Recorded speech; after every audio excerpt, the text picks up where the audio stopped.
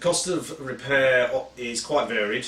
Sometimes systems are fully compliant and they may well just need some small remedial works doing, maybe some new access chamber covers repairing or replacing if they're not secure. The worst case scenario would be a complete replacement. Typically speaking, this could be anywhere between £8,000 to £15,000 would be a reasonable range of costing, but every site is different. There is no such thing as a standard quotation cost. It is very site specific.